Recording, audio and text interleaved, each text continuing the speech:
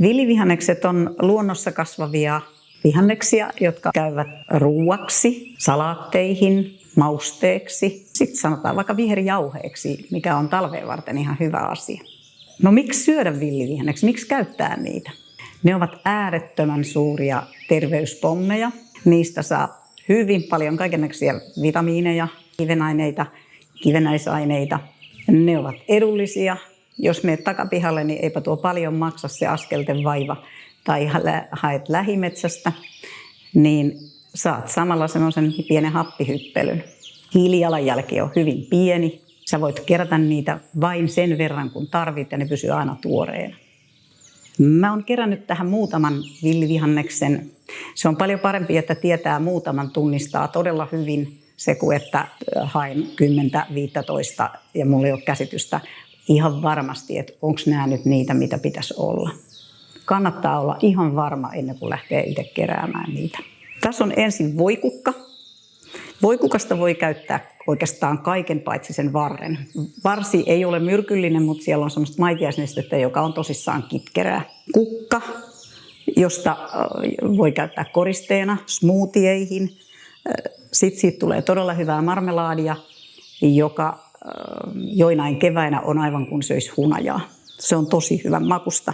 Sokeria tietenkin täytyy käyttää, mutta aina silloin tällöin sekään ei ole pahaksi.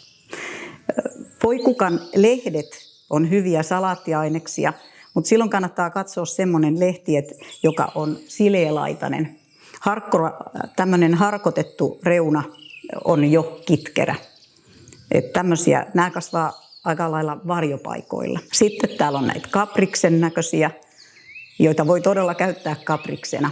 Öljy etikkaliemeen säilöö, ne on maukkaita. Tai sitten voita ja öljyä pannulle ja pyöritellä pannulla ja käy lisukkeena. On tosissaan hyviä. Ja se juuri, sen kun keittää ja kuivaa, siitä saa jauhoa ja sitten kahvinkorviketta, kun vielä paahtaa ja hienontaa sen. Toki ei se nyt ihan juhlamukan verosta ole, mutta lähestulkoon.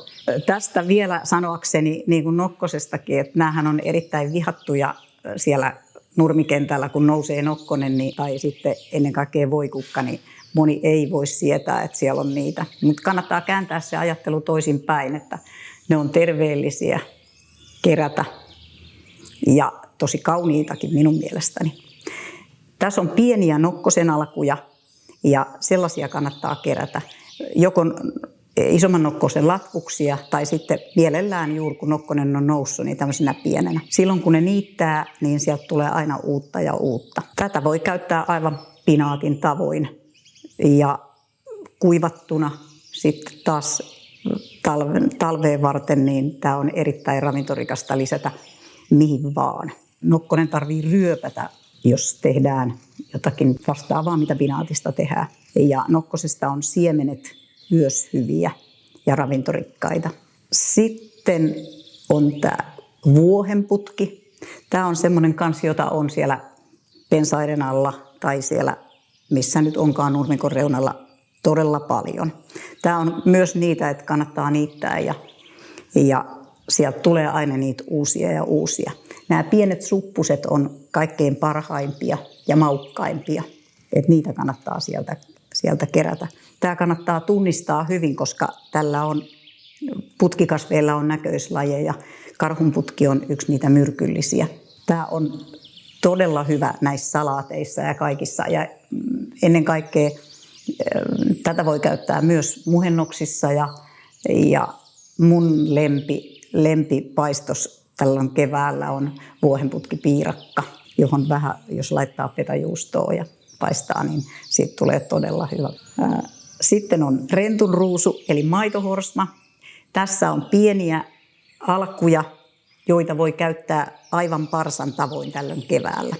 Myös paistinpannulle, kun laittaa öljyä ja voita ja näitä sinne vähän, niin nämä on jälleen todella hyviä lisukkeena.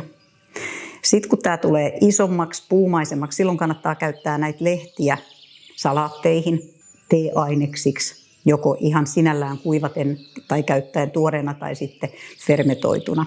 Maitohorsman kukkaset, niistä tulee todella kaunista mehua. Mulla on vielä täällä kuusenkerkkiä. Nämä otin ihan sitä varten, koska suurin osa villivihanneksista on jokaisen oikeuksien piirissä. Voi kerätä ihan vapaasti, kun ei mene kenenkään tontille eikä kerää kovin lähellä teitä, missä autoilla ajetaan. Nämä ei kuulu jokaisen oikeuksiin. Näissä tarvii olla maanomistajan lupa. Tämä kuusenkerkkä on niitä yksi terveellisimpiä villivihanneksia. Jokainen varmaan on joskus maistanut kuusenkerkkäsiirappia. Se on varmaan se ehkä tunnetuin, yllättävän hyvä mehu tulee. Tämä ei kuulu mun lempi villivihanneksiini, mutta mehu on äärettömän hyvä makuinen. Sitten mulla on täällä salaattia näistä kaikista raaka-aineista, mitä tässä on. Ja tämä on todella vitamiinipitoinen. Sitten voi jäi aamuleipä syömättä, niin tässä on vuohenputkea tässä ruisleivän päällä. Ja kannattaa teidänkin kokeilla, tämä on todella hyvää. Villivihannesten keräämisessä kevät on se aika, milloin täytyy, sanotaanko, toimia. Jos kevät on aikaisessa, niin niitä alkaa saamaan jo huhtikuussa. Ja sitten kesäkuun loppupuolella alkaa olla se paras sesonkiaika ohi. Oikeastaan paras aika on toukokuu. Ja silloin kannattaa lähteä astioiden kanssa sinne luontoon ja kerätä niitä jotenkin väljästi paperipussiin tai koreihin ja mielellään erikseen silleen, että jokainen villivihannes on omanaan. Ja jos niitä kuivataan, niin ne kannattaa kuivata heti. Silloin ne on kaikkein tuoreimpia käyttää.